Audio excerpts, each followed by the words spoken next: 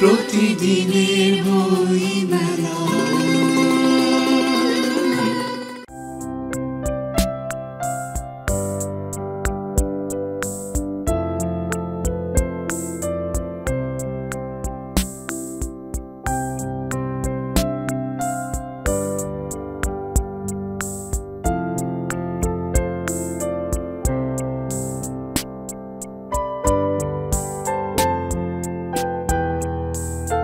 পলাশ শিমুলের লাল হাসি মাখা ফাগুনের রঙিন মুখ ছড়িয়ে পড়েছে প্রকৃতির প্রতিটি পরতে, আর সেই হাসির রেশ এসে লেগেছে অমর ২১শে বইমেলার সবকটি অঙ্কনে। ফাগুন হাওয়ায় বাড়তি উন্মাদনা যোগ করতে মেলা জুড়ে ছিল সাজ সাজ রব। তরুণ তরুণীদের চরণে বরণে ছিল বাসন্তী ভালোবাসার নির্মল আবেশ। সকলকে বাসন্তীর শুভেচ্ছা জানিয়ে শুরু করছি বাংলালিংক নিবেদিত প্রতিদিনের বইমেলা।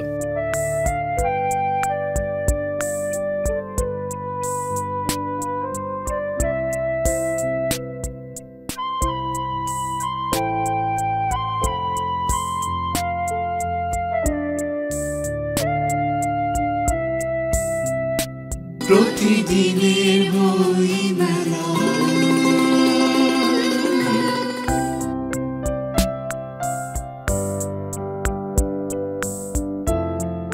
মেলায় এসেছিলেন বিশ্ববরেণ্য আলোকচিত্রী ও এবারের ২১শে পদক পেতে যাওয়া গুণীজন নাসির আলী মামুন। কথা প্রকাশ থেকে প্রকাশিত তার ব্যতিক্রমধর্মী উপন্যাস হেম বেহাগের মহারাজা নিয়ে বিস্তারিত কথা বললেন বাংলাভিশনের সাথে। পাশাপাশি জানালেন ২১শে পদক নিয়ে তার অনুভূতি।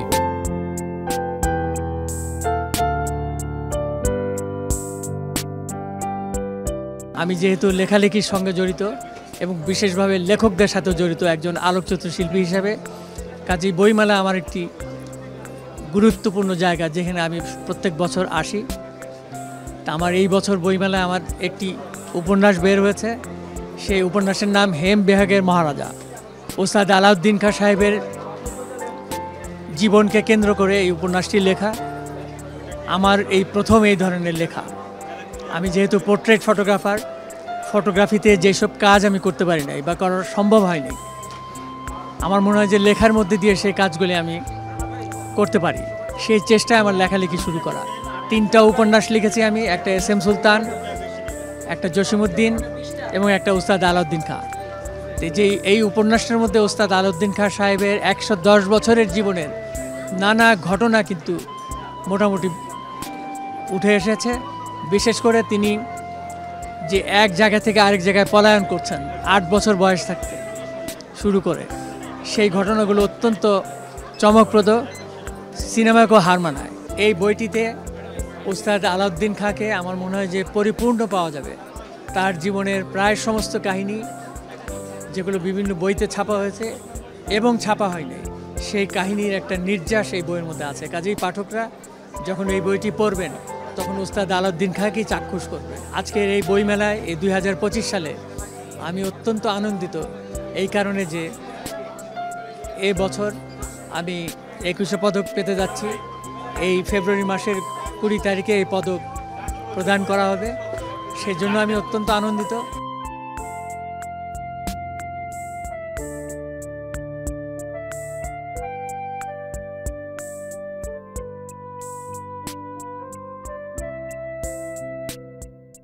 প্রতিদিনের বই মেলা।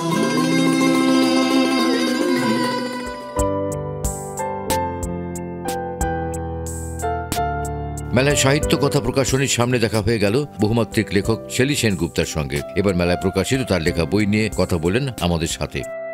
এবার এই বইমেলাতে আমার দুটো বই প্রকাশিত হয়েছে। তার মধ্যে একটা হচ্ছে কবিতা, বইটার নাম হচ্ছে অরণ্যের ভালোবাসা নির্জনতা, আর আরেকটা গল্প গ্রন্থটার নাম হচ্ছে জোবাইদা কুলসুম ধনবীর পাণ্ডের জননী। অনেকগুলো ছোট গল্প আছে এখানে। গ্রন্থটা প্রকাশিত হয়েছে সাহিত্য কথা প্রকাশনী থেকে। এই পর্যন্ত আমার ৫০-এরও অধিক গ্রন্থ প্রকাশিত হয়েছে। কবিতা, ছোট গল্প, উপন্যাস, মোটিভেশনাল গ্রন্থ এবং শিশু সাহিত্য সহ প্রবন্ধের গ্রন্থ আমার অনেকগুলো প্রকাশিত হয়েছে। প্রতিদিনের বই মেলা।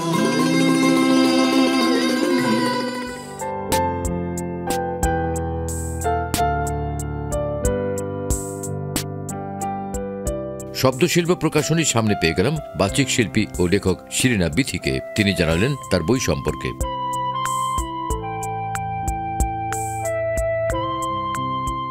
শর্তহীন বোঝাপড়া এই কাব্যগ্রন্থটি আমার প্রথম একক কাব্যগ্রন্থ। এর আগে আমার আরও 3টি বই প্রকাশিত হয়েছে, 2টি কবিতার সংকলিত এবং আরেকটি হচ্ছে ছোট গল্পের বই।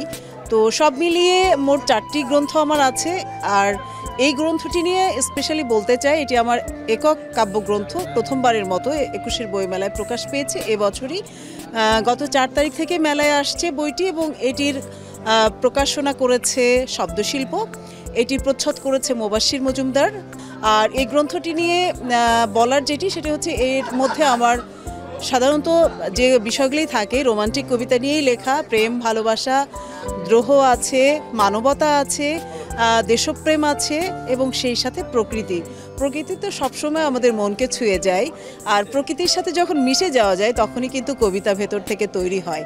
তো সেই চেষ্টা থেকেই কবিতা লেখা, দীর্ঘদিন ধরে লিখছি। এটি সবার কাছে ছড়িয়ে যাক। স্টল নম্বর হচ্ছে 346 থেকে 349।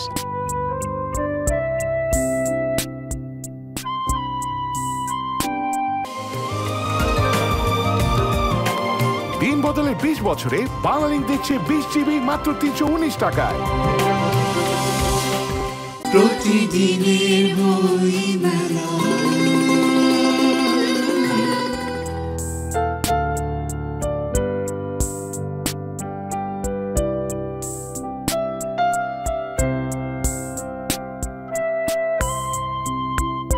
মেলায় ঘুরতে ঘুরতে দেখা হয়ে গেল লেখক মোহাম্মদ সাইদুল হাসানের সাথে। বই নিয়ে তার আনন্দ প্রকাশ করলেন বাংলা ভিশনের সাথে।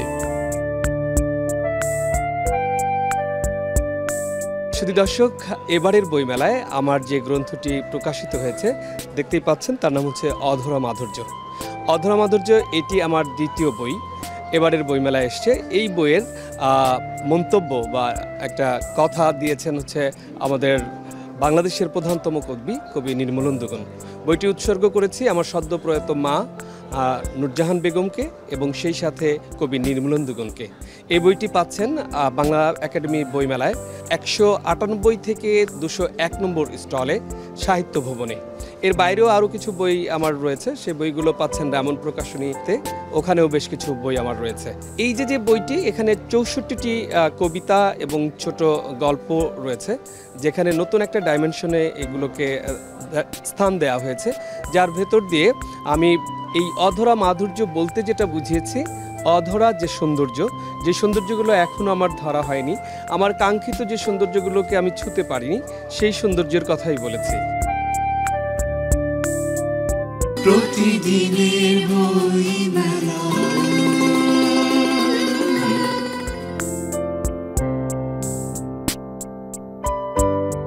অনুপ্রাণন প্রকাশনীর সামনে দেখা হয়ে গেল লেখক সুলাইমান সুমনের সাথে। তিনি জানালেন তার নতুন বই সম্পর্কে। 2025 সালের এই বইমেলায় আমার বের হয়েছে নতুন গল্পগ্রন্থ মধ্যরাতে নির্বাচন। এই গল্পগ্রন্থে মূলত 10টি গল্প রয়েছে। এই গল্পগুলো বিভিন্ন অনুষঙ্গ রয়েছে। মূলত একটা পলিটিক্যাল সিচুয়েশনের বিভিন্ন রকমের যে কথাগুলো বলা যায়নি, সেগুলোকে বিভিন্ন রূপকের আড়ালে, রূপকথার গল্পের আড়ালে বিভিন্নভাবে উপস্থাপন করা হয়েছে। তাছাড়া মানুষের বিভিন্ন রকম সত্তাগুলোকে উপস্থাপনের চেষ্টা করেছি আমার গল্পে।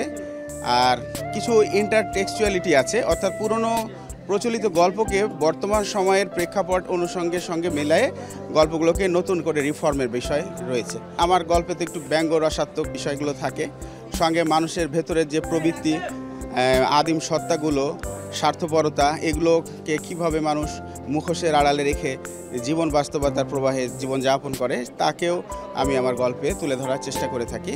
অনুপ্রাণন প্রকাশন থেকে আমার এইবারের গল্পগ্রন্থ মধ্যরাতে নির্বাচন বের হয়েছে।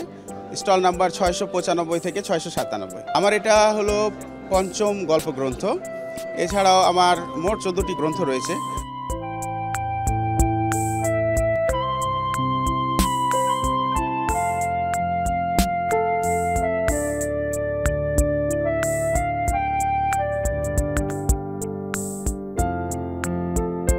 মেলার মাসের মাঝ পর্যায়ে এলে মেলায় পাঠক দর্শকদের ভিড় বাড়তেই থাকে। প্রকাশক, পাঠক, লেখকদের মিলন মেলায় বছর ঘুরে দেখা হয়ে যায় একে অপরের সাথে। সব বয়সী মানুষের সামনে ভিন্ন ভিন্ন রুচি পছন্দ অনুযায়ী মেলায় মিলে যায় সব রকমেরই বই। নতুন বই কিনে খুশি মনে বাড়ি ফিরছিল পাঠকেরা। আগামীকাল মেলায় আবার দেখা হবে বাংলা লিংক নিবেদিত প্রতিদিনের বইমেলা অনুষ্ঠানে। সে পর্যন্ত সবাই ভালো থাকবেন, সুস্থ থাকবেন।